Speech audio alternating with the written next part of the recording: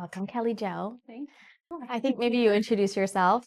I am a creative guide and mentor.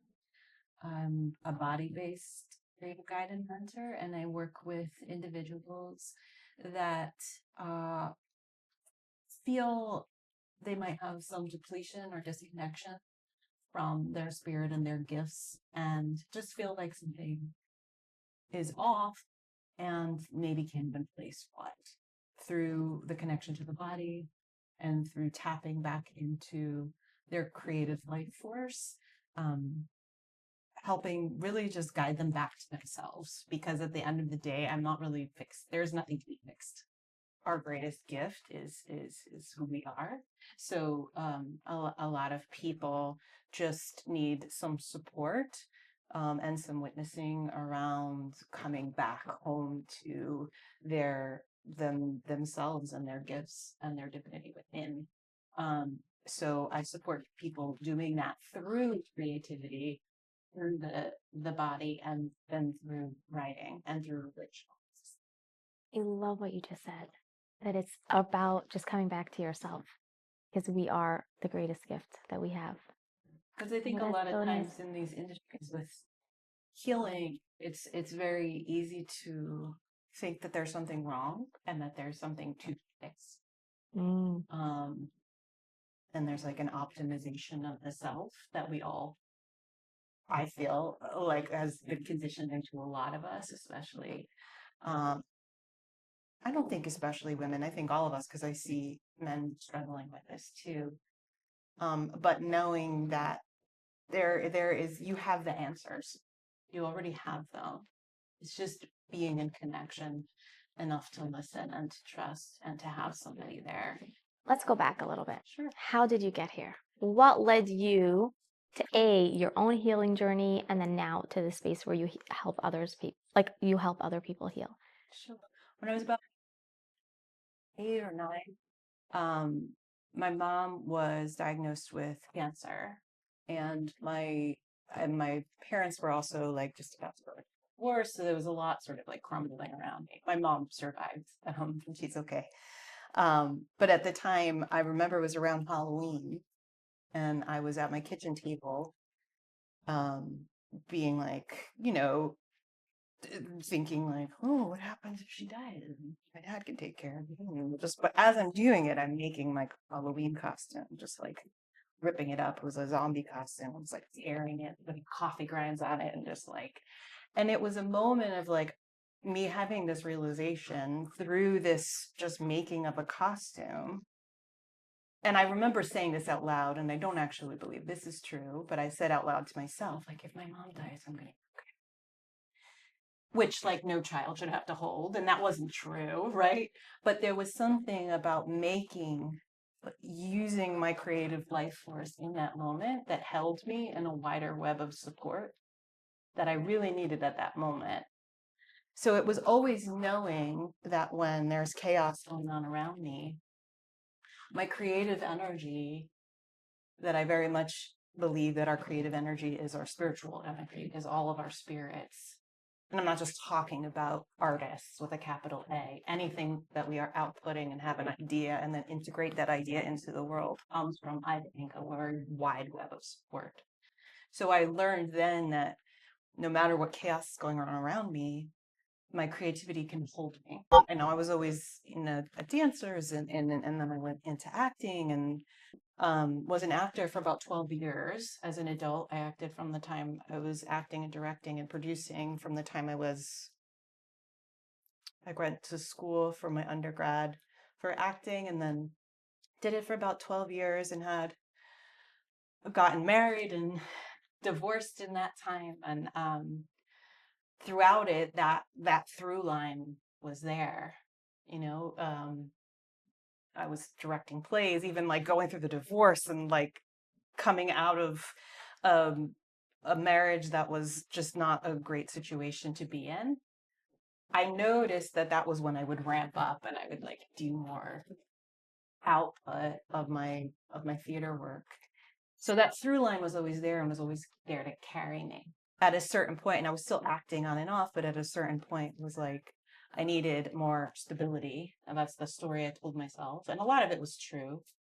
And I didn't want to fall into the like having to get myself in a situation like that again. So I saw an ad for New York City Teaching Fellows on the subway and thought, I could work with kids. And knew at that moment I was at a crossroads of, well, I'm going to leave this behind. This acting passion, this directing passion that I've lived for, because I do want to be able to take care of myself. And in my mind at the time, I didn't think I could have both. Like I really thought I had to choose. I had to abandon one. And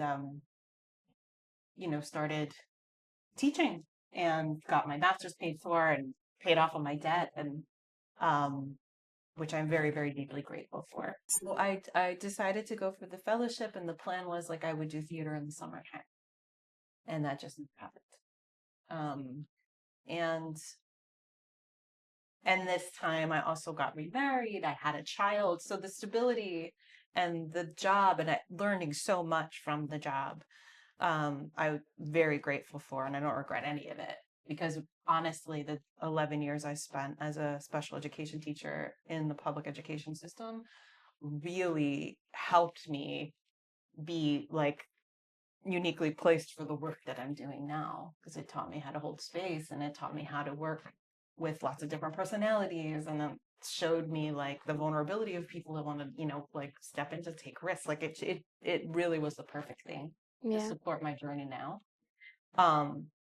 But by about year 9, I knew I could not stay anymore.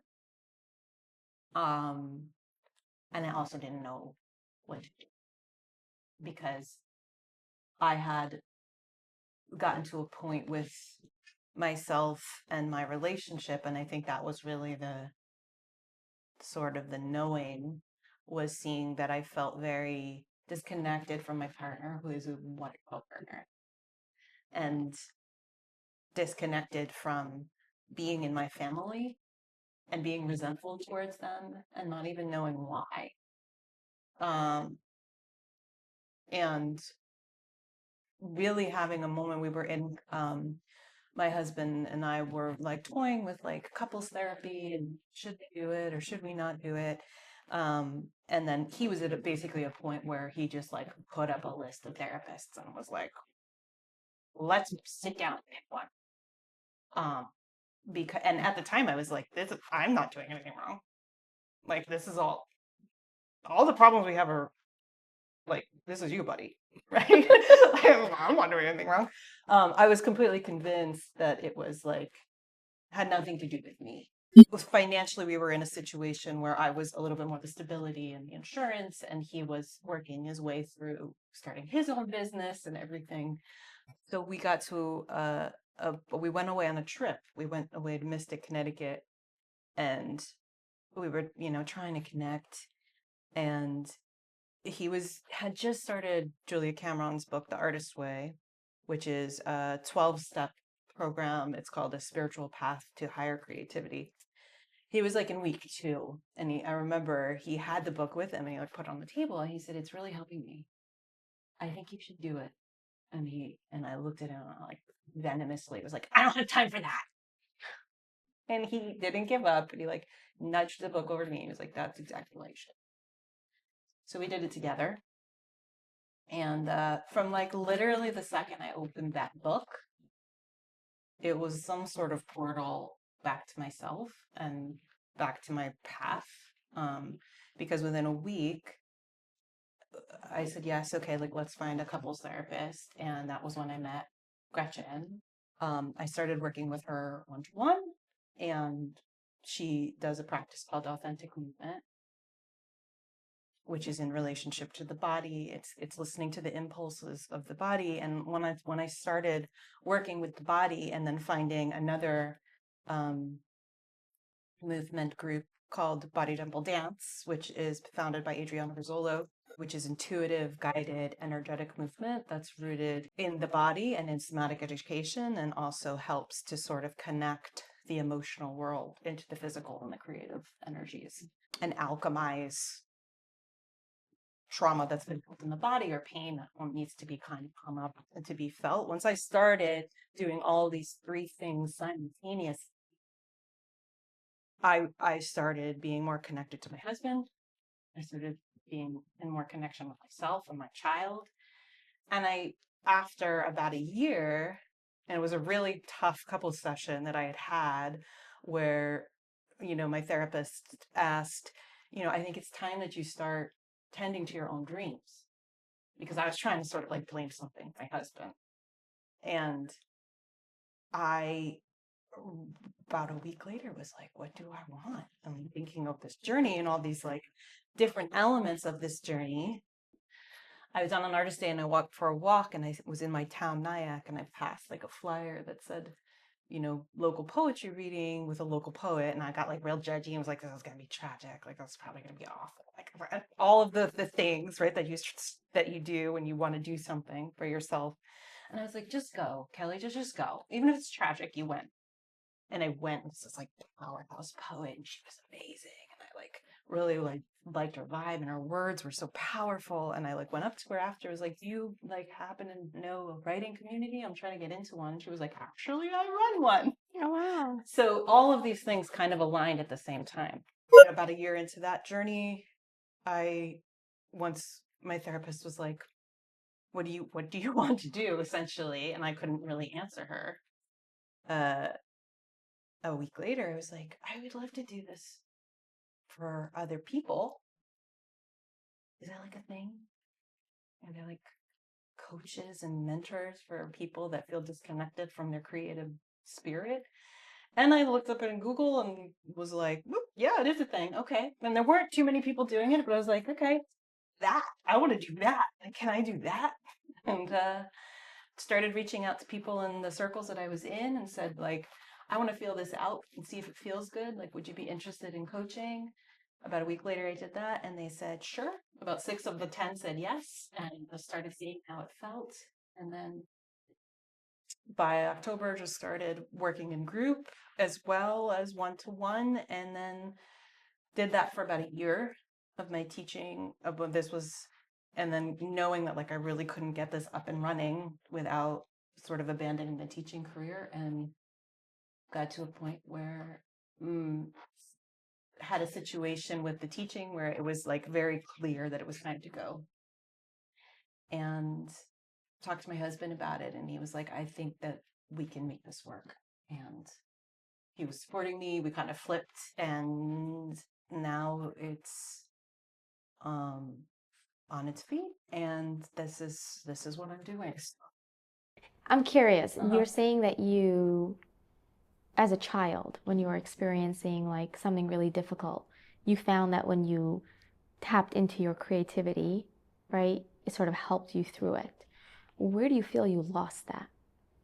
I don't think I ever lost it. I think I lost the direct line into what I was here to do. Because when I agreed with myself to take this fellowship in teaching, it was an acknowledgement of like, I'm not going to be an actor anymore. It was more of like, I can maybe work with the kids and do theater. I can do this in the summer, right? Creativity is not something anyone can lose. We all have it. It's just not been connected to it. You're either in relationship to it more or not. And what happens is with creative energy, if you're not nursing it and tending to it, and that doesn't mean just output. And I'm not talking about making art. You might make art. But when you're not even receiving, not letting yourself have the pleasure of taking in the things that feed your creative energy, the receptivity, it kind of goes into shadow. Okay. And when it goes into shadow, it can show up as overwork. It can show up as work addiction. It can show up as sex addiction. It can show up in all the self-destructive ways. And I don't want to judge self-destructive ways, because those are actually wise signals that something is very unaligned. Okay. For me, it was overwork. Like I'd be perfectionist about my lesson plans. I could never do enough. I would work longer hours than I actually needed to. I would get into savior complexes and all the while resent what I was doing, because my creative energy was in shadow. It was actually that shadow that saved me, though, because without the resentment, without the depletion, without my spirit and my body telling me something's really wrong, how would I know? Right. I think I just want to like sort of like shame the like when people are taught like, oh, you're being self-destructive, like, yeah, and that's usually a sign. It's not something else to beat yourself up over. So yeah, I don't think I lost it. I think it was out of alignment. And then once I started seeing like, oh, I can be seen in my writing. And it was Gretchen that initially said like, I would start writing to help me process some of the really painful memories of my childhood. And there was one session where she was like, I was like, I don't know if I want to share this. I think I said something like, she's like, I think you should keep writing this. And I was like, who's going to want to listen to it? She was like, I do. She's like, there's women out there, there's people out there that would want to hear this.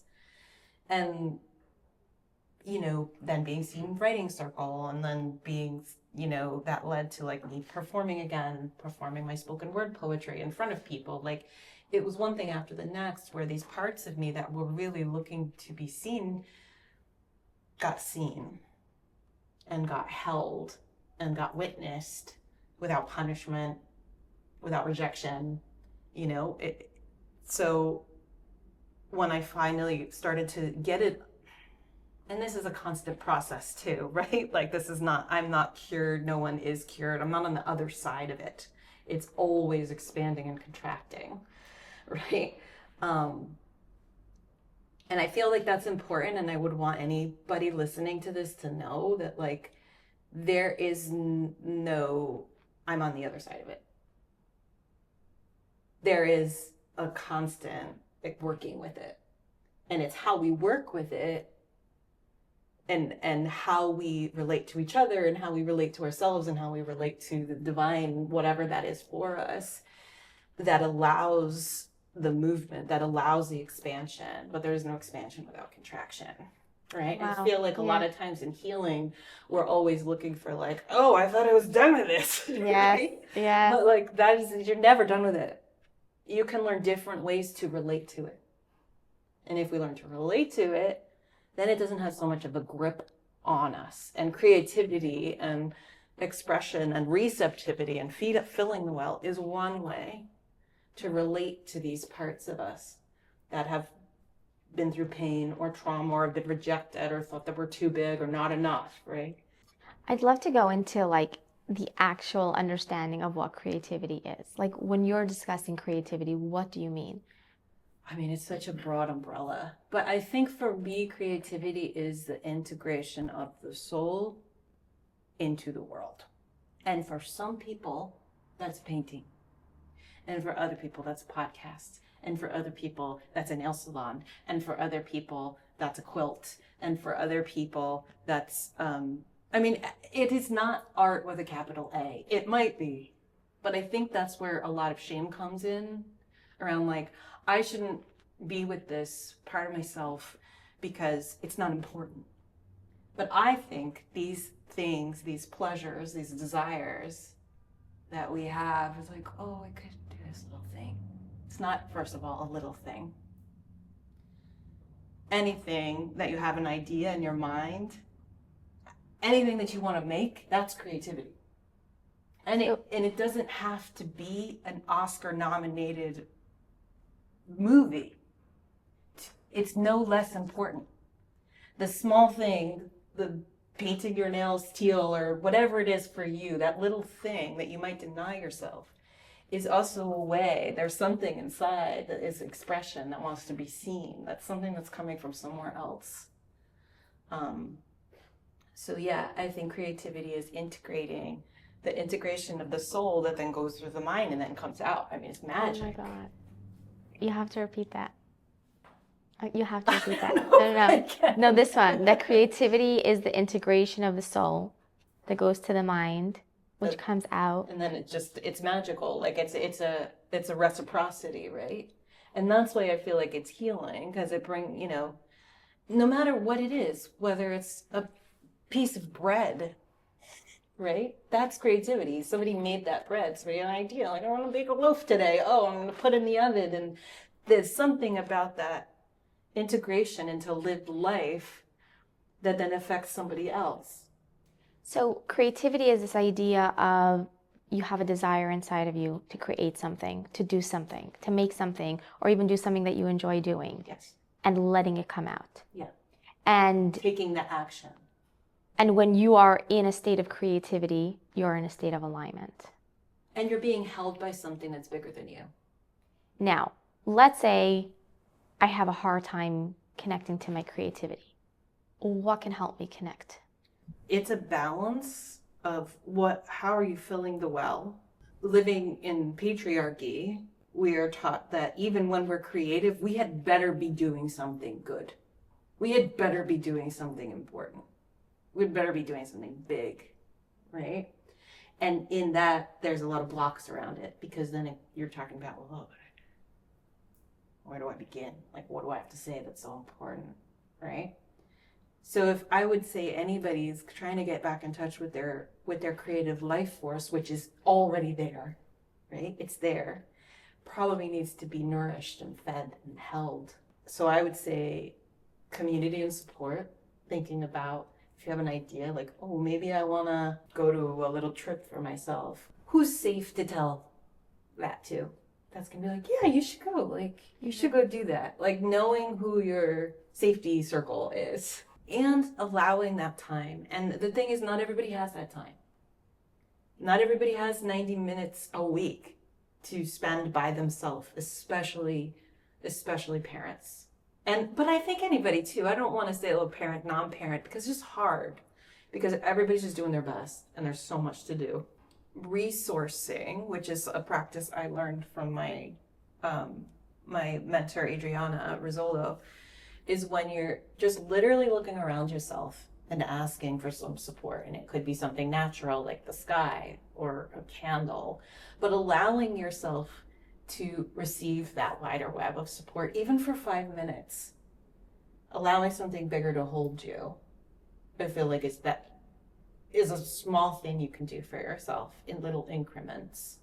Because sometimes even people, some of the people I've worked with are like, 15 minutes, I can't read the book in 15 minutes, right? Mm-hmm. So I'd say doesn't have to be huge swaths of time, but how can you resource to something that makes you feel good? Maybe it's listening to a song that you love. Mm-hmm. Maybe it's cuddling with a stuffy. Maybe it's lighting a candle. Like something that you can resource to, because that is creative energy too. It's not just output. And oftentimes we think we have to output more when in fact we actually have to receive.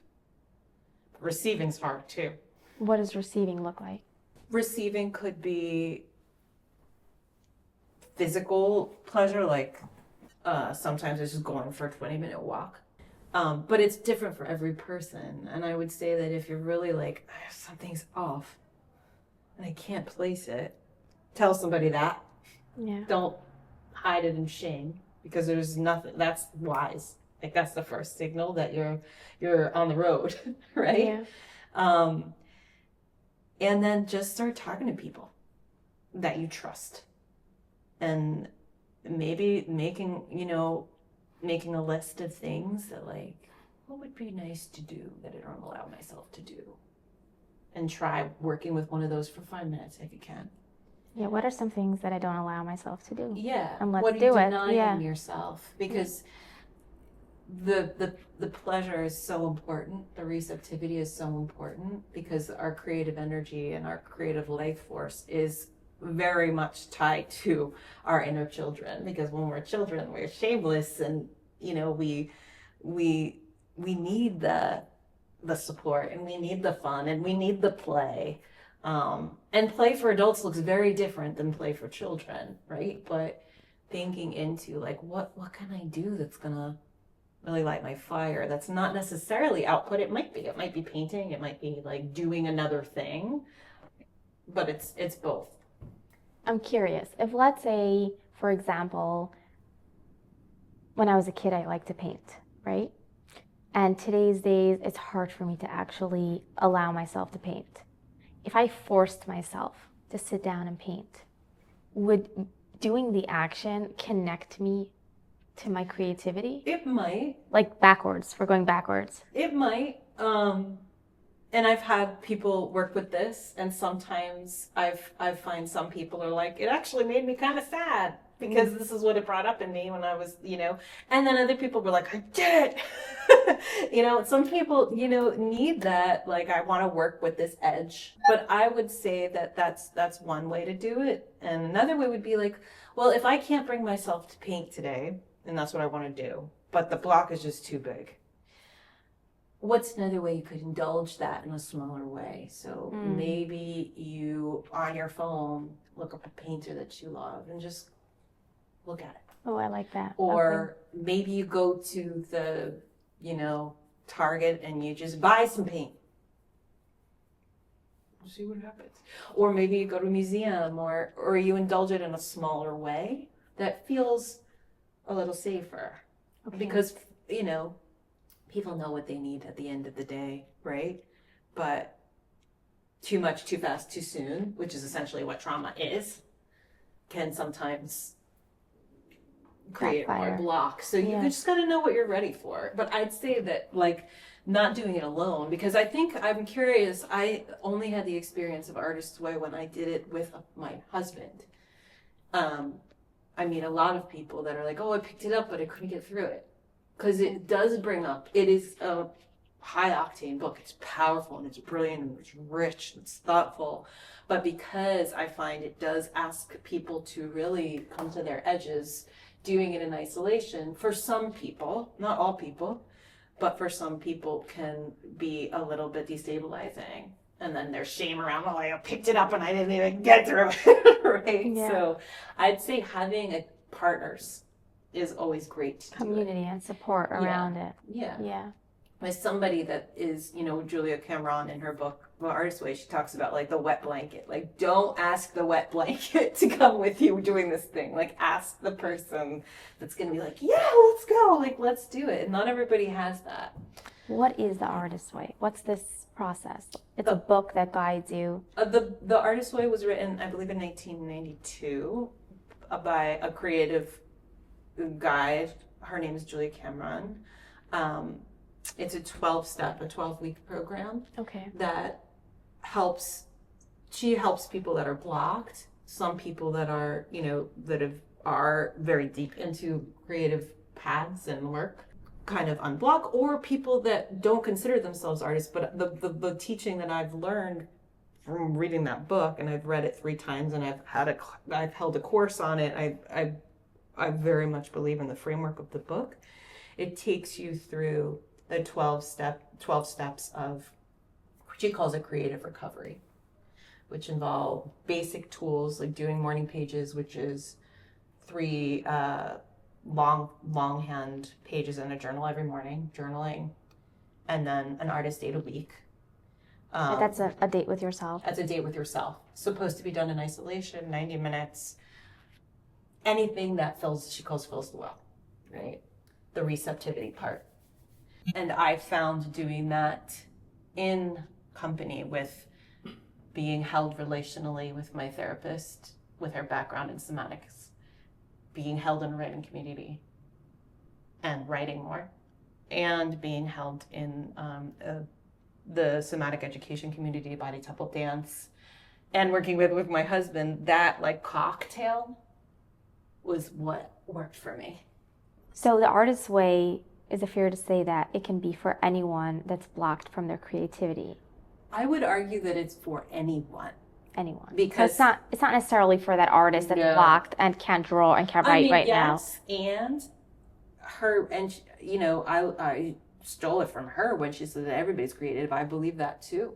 I don't think there's a person on this earth that is not creative. And a lot of people say, I'm not creative. And I just don't believe that. I think people have been conditioned out of their creativity. So to someone that she believes or he believes that they're not creative at all, right? I can't draw, I can't bake, I can't cook, I can't create, I can't do any of that. Where can they start with what? I would say start with what you love. What you love.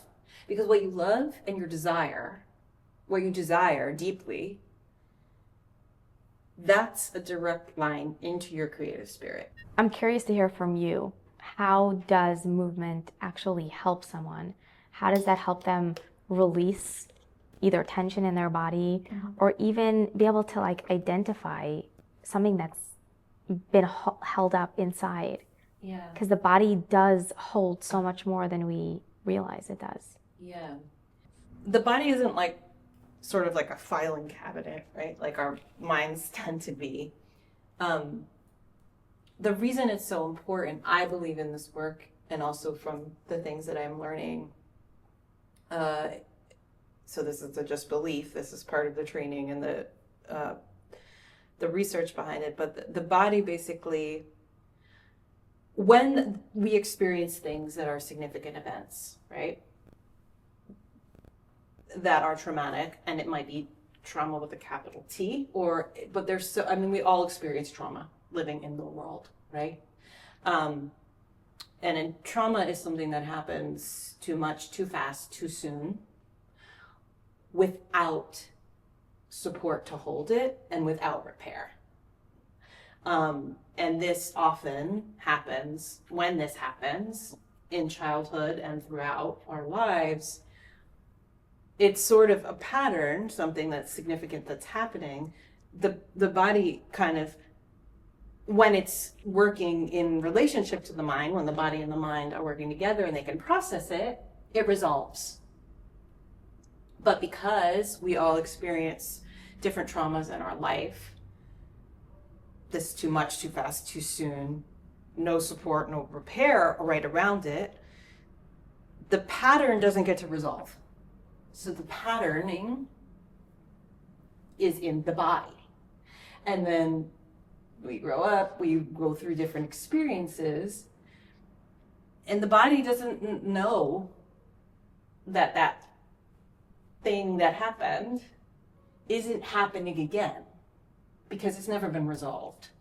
Okay. So it's going to keep actually almost seeking out that pattern to resolve it, which is when we find ourselves in sort of relational situations that maybe we're like, how does this keep repeating? Because the body is like literally trying to resolve and get repair for something that never happened. It needs to move. So when we're talking about why does movement work, like what is it about the body and the connection to the body through movement and the movement that we experience together with authentic movement, where there's a mover and a witness and there's no music and you're following the impulses of the body, and you can choose to follow the impulse or you can choose not to. And the witnessing of that, it allows that patterning, either the pain or whatever came in, whether it's shame or grief or fear, it allows it to be met and seen and moved with, because it holds great, it's a lot of energy. It needs to move and be seen. And when it's moved and be seen, it doesn't have the grip on us so much. And then we're allowed to step into more risk. Because I cannot ignore the fact that the movement group that we were in and sat in together over the course of, I guess, about a year, every single one of us have stepped into, passions and commitments and devotions that were very aligned, I think, from an outsider's perspective, to our desires. Yeah. Right? Every single woman in the group. I don't think that that's coincidence. I really, truly don't. And I see it with the other group that I'm in too, right? When you start working with the energy of the body and the systems and the nervous system can be met and related to, instead of told that it needed to be regulated, right? We're all been told to manage and to regulate. But when these parts of us that are coming up to be resolved and to be met and to be held with compassion, they don't need to be regulated or managed. They need love. They need witnessing. They need to move. So let's walk through an example. Let's say not in a space of authentic movement, right? Let's say I'm in my home, Yeah. okay, and I feel it. I'm feeling anxiety. I don't know what's going on. Yeah. I'm just feeling it and I'm tense. Walk me through what's really happening. I mean, I think the anxiety is not a bad thing. It's energy, Okay. right? It's not something A, to be ashamed of. B, it's an energy. It's a powerful energy. I'd say that sometimes it just needs to like happen, right? Sometimes you just need to be dysregulated, and that's okay too. Sometimes even when I'm holding space and I'm like, oh my God, they're all looking at me. This is terrifying. Why do they do this? I always have candles in my spaces on purpose. That's for me. That's so I can look at the light at the fire and let it hold me for a second. So I'd say in that moment, what's something beautiful you could look at? Could be To help you. yeah, Just to hold you okay. so it can be met. You're not trying to get rid of it. Okay. That feeling is there for a reason. It's trying to be resolved. It's trying to be held. It's trying to be supported. It's trying to be, it kept you alive and now you don't really need it anymore. But if we say like, you're like, I don't, you get like, if we treat it with more harshness, it's going to come back stronger. Got to meet it. And one small way to meet it is just look at something beautiful and resource to it in that moment. I do that sometimes. And then if I, let's say, I'm able to, if I want to move with that, put on a song, daily dance. Like that's what I'd say. If you can't, if you really like, I don't know about movement, or like some people are just really uncomfortable in movement. I was like that. And not everybody has even Yeah. access to it. It's growing, but a daily dance is put on a song and like even think about like ask yourself for a song in that moment, like what song do you want to hear, and just trust what comes in. Play the song and just dance. And sometimes I do this with my daughter because I get very triggered sometimes when I've been like sort of, you know, it's the end of the week and it's the morning again and I love her to pieces, but I just have moments where I'm like, I need you to stop asking me for things. And I'm like, do you want to dance right now? And we just put on a song and we dance together. And what does that do for you in that movement? It helps me alchemize the energy from Okay. wanting to scream at her. It helps that energy go somewhere because it's energy. It's not bad. It just needs to be moved.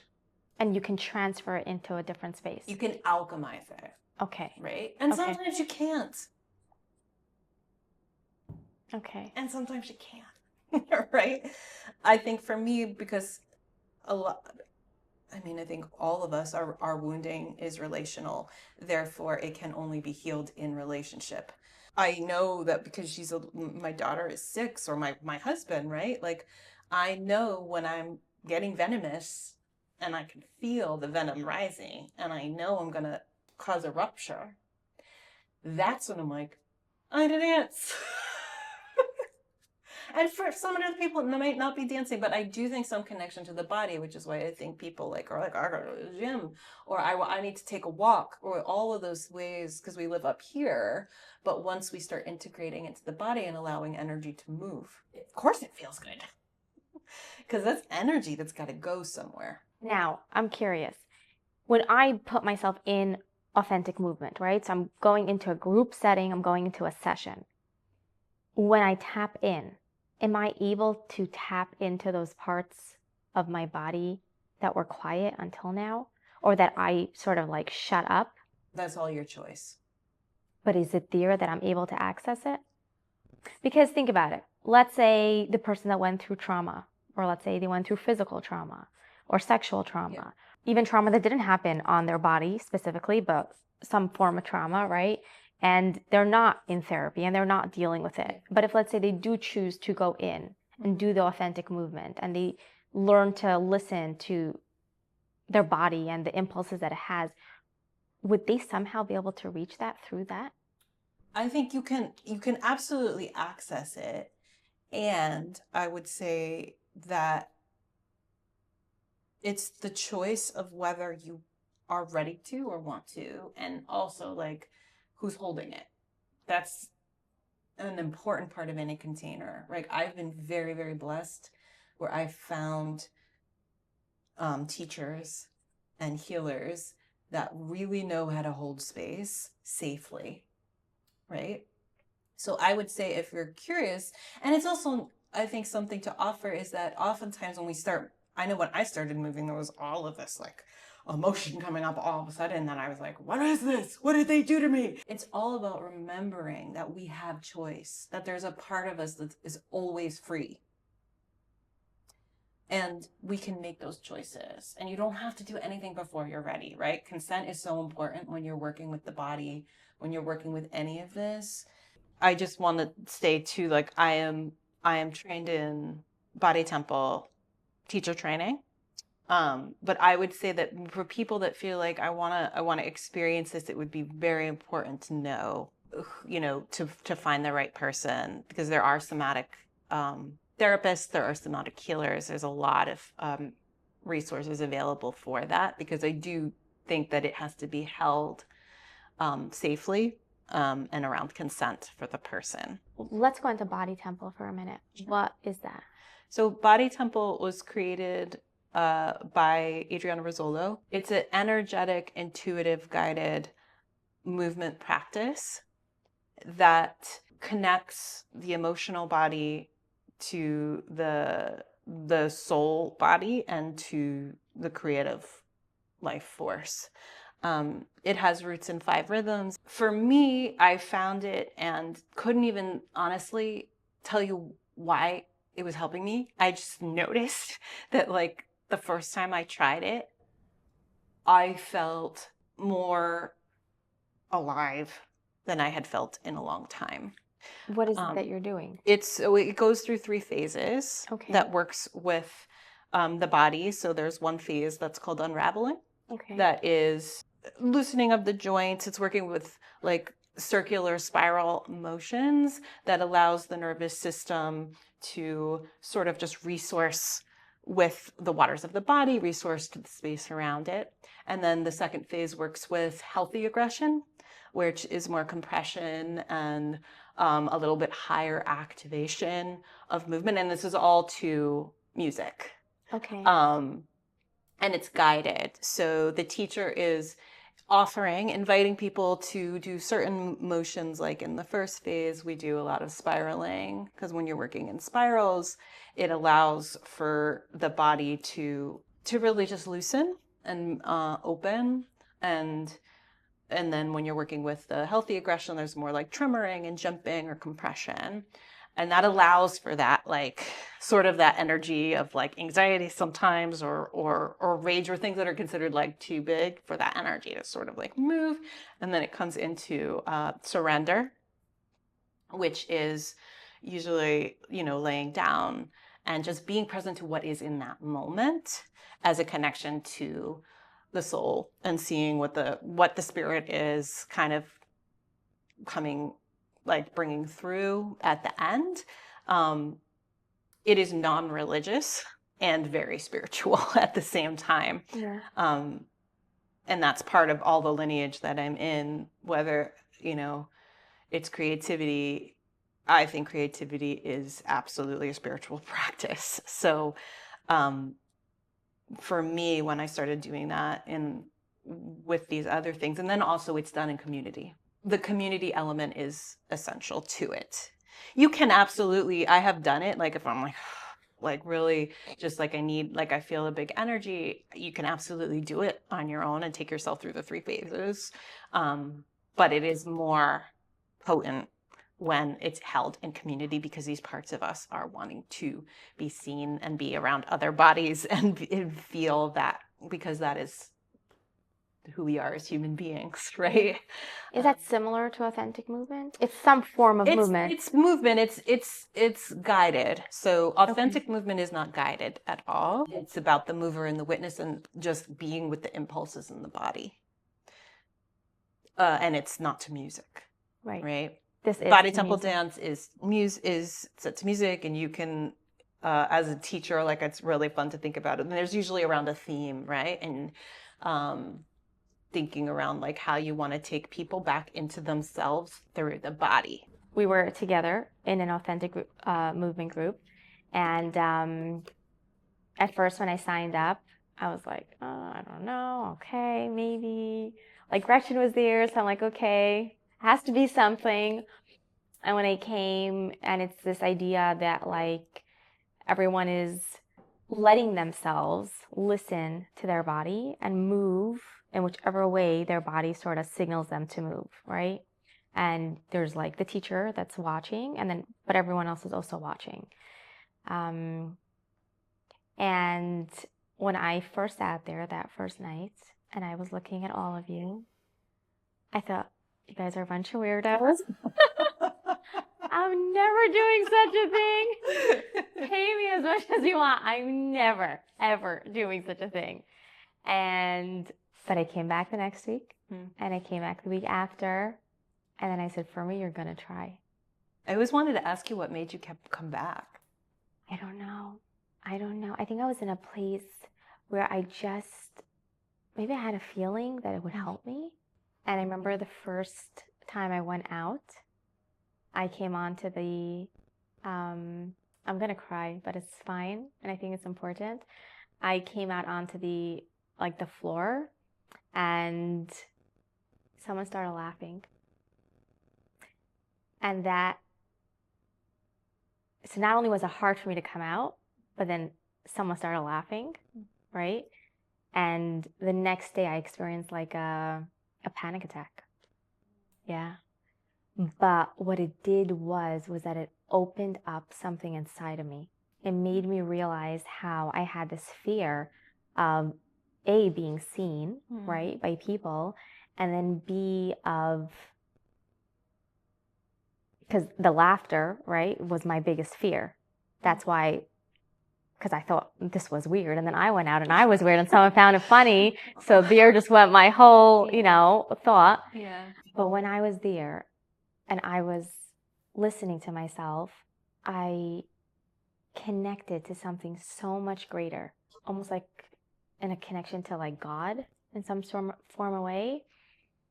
And it was so pure, and I don't know, it's like you're high on drugs, but you're not. Like you're just connecting to yourself in such a beautiful way. And I loved it. I loved every moment of it. Like sometimes me and Henny, like my sister, when we're alone and we're just feeling it, we'll just do it together on our own, and we'll just witness each other. But that connection of, I honestly don't understand exactly what's going on. Like I would love to be able to like put it down into practical pieces so someone could understand what is exactly happening. But there is that, it's like you close your eyes, it's absolutely quiet, and you connect to yourself, and you allow your body to talk to you in a way. And it tells you like, how it wants to move, or what it wants to feel, or what it wants to let out, and you listen to it. And as you listen to it, you're connecting to something so much greater. That was my experience with authentic movement and with body temple dance and with tapping into my creative energy. It's that divinity within. It's knowing for me that God is in my body. Yeah. And that we all have that. And when Julia Cameron wrote, one of my favorite lines, our creative dreams and yearnings come from a divine source. As we move towards our dreams, we move towards our divinity. And it is that divinity within that we all have, regardless of how we worship or not. It's knowing that that's inside all of us. And that that's why that when I hear that everybody is creative, I believe that because everybody has a spirit, I believe. And when we tap into these different ways of connecting to it, for me, it's through the body, through creative energy, through being witnessed, through being in community, it comes out more and it integrates more and it just adds to the collective heart that is pumping. And I feel like it's all of these, because the movement is creativity too, right? It's all part of it. Do you believe that someone can just focus on movement but not therapy? Yes, absolutely. I mean, the the space, and again, like this is my own experience, but I think accessing moving your body in any way that is available to you will help. So Somehow. Yeah. somehow, and whether that's running or dancing, I mean, I think dancing is very powerful, and particularly dancing is very powerful because we have been doing it since we've been on this earth. People have been dancing together for a reason, right? Babies come out of the womb and they just start dancing. Like once they are on their feet, they're dancing. I think there is something deeply, deeply connecting to each other and to the wider web of support that is dancing. But I would say absolutely connection to the body, whether you're in or out of therapy, I'd say go for it. Whether that's a daily dance or a walk, or, you know, even just sometimes offering your body a part that's tense, like just offering it some support, like with your own energy. Or asking for a massage or getting a massage, like any way you can be with the body will absolutely help. And for me, like I love being in my body. When I hear that there's like something I can do and go deeper, like I want to. But that's not for everybody, right? And you got to really meet people where they are. Right. Because, you know, I have some clients that are like all in and are like, let's go into the body. And then some people that have never, like you said, what you experience with authentic movement are like, what do you want me to do? Like, oh, weird. I don't want to do this. Even just listening to music Helps. Yeah. helps because it's tapping into something else. It's bringing energy up to the surface, right? So even just listening to a song sometimes, you could just start there. I'm curious. To the woman that's not able to, let's say, go to therapy or attend a group movement or anything like that, but she's home or she's working or whatever she is doing, and she feels like something's off. She can't place it. She's not connected to herself. She knows it, right? What would you tell her to do? What are like some small practices? I know we went through some, like let's say dancing. What are some suggestions that she can do that will help her connect to herself? Yeah. I'd say at first, tell her that there's nothing wrong with her. I'd want her to hear that. There's nothing wrong with you. And to reach out to people that are accessible in her network. And to allow herself a little bit of pleasure. It's something small. Something, you know, that would feel really good to do. But I'd say even asking themselves that question, because at the end of the day, we all help each other, but we always know what we need. Yeah. So I would say give herself that same question, like, what do you need right now? Right. And just slowing down for 5 minutes to be with that and seeing what comes in. And it doesn't always come in the form of an answer in words, because the body and the spirit and all of this, that it makes meaning in different ways. It might come in an image, it might come in a song, right?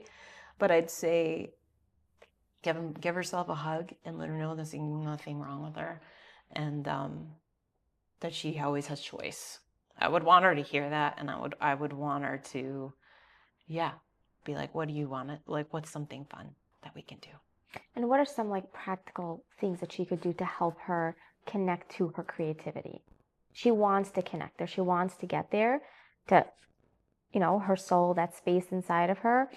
What can help her hear it?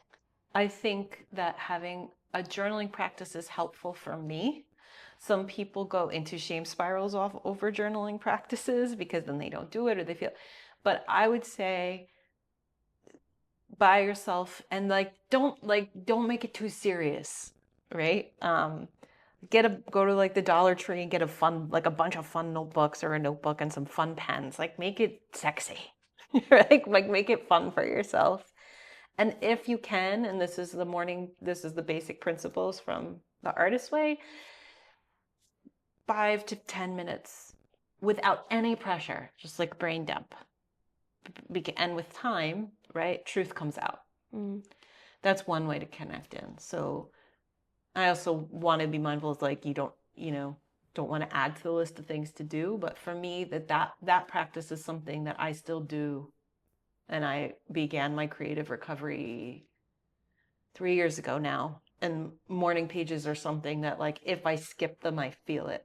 And sometimes if I skip them multiple days in a row, I know I'm avoiding some sort of truth that is waiting to, like, be like, you gonna show me some attention, Kelly Jo? I'm right here. So I would say get into a journaling practice that works for you, right? Julia Cameron suggests 3 pages of longhand every morning. Then people, get overwhelmed by that and then they feel badly. And I would also recommend any size notebook works. You could get notebooks this big and do 3 pages like that. Cheating the You know what I system. mean? I mean, you're working within the system. You're being creative about it. You could get any size notebook. Writing by hand is also a somatic practice, so an embodied practice. So I would recommend writing by hand if you can.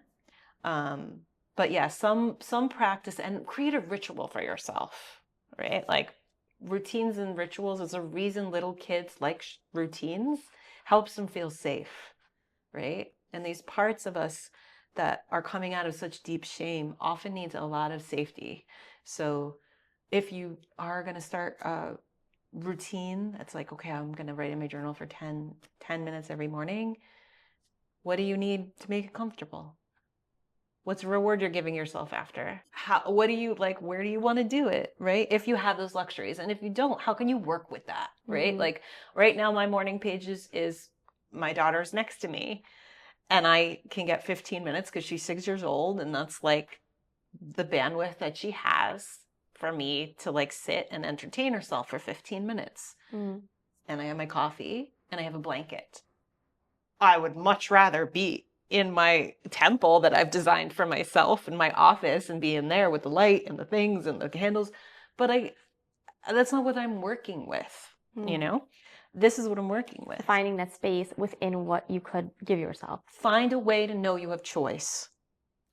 What do you mean by that? Like, it's easy to believe you don't have choice. And then there's no shame there, because for a long time, I didn't believe I had choice. Like, even something as like, I believed working in public education, overworking, I believed I didn't have the time to go to a hot yoga class. I truly believed it with every ounce of my being. And yet I could not throw away my hot yoga shorts. Something in me was like, no, don't throw them away.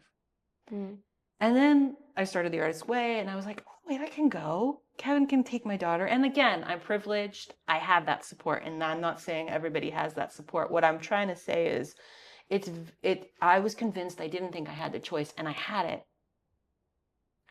So doing those tiny little titrations of like, what do I actually have choice in here? Could I sit down and light a candle for 5 minutes and listen to a song I like, or read a poetry book for 5 minutes? And those little titrations with time, you start to be like, I can do that. Because when I was in that yoga class, I was like, why didn't I do this before? Why did I do this before? Like, whoa, because you don't realize how strong the grip is. But without these other, I was also working with the body and like moving things. So I would say, like, start small and give yourself that little bit, because that little bit is no small thing. That little bit is on the pathway to yourself. And keep doing that, and and tell people, oh, you know what I did today? That person is going to be like, that's right. That will support you. Yeah, it needs to be seen, because just like you said, when I could be seen, right? We were not meant to do anything in isolation. Shame thrives in isolation. Yeah. Shame needs to heal in relationship. It's the only way it gets healed. happens in relationship, it's got to get healed in relationship, right? So that being seen in whatever way, you can't do it alone. It's just a story we've been fed. The solo story. Nobody does anything great without standing on the backs of a whole bunch of other people. That is a story that's been sold to us that I think is bullshit. And it just makes people feel badly about themselves. I can do this alone. No, you can't. Nobody can. The greatest things that people have accomplished have been on the backs of movements, right? So I would say that to her too. Like, you don't do this alone. No one does this alone. No one. And if you are really in that situation, start small with yourself, and then there are free resources, right? What are they? What are they? Is it going to that event I went to was a free event my library did. You know, and I know people are working with different limitations and restrictions, but there's always something. Yeah. Thank you so much, Kelly Jo. Thank you. So nice. Thank you so much for joining us. I think that you've opened something new to so many people.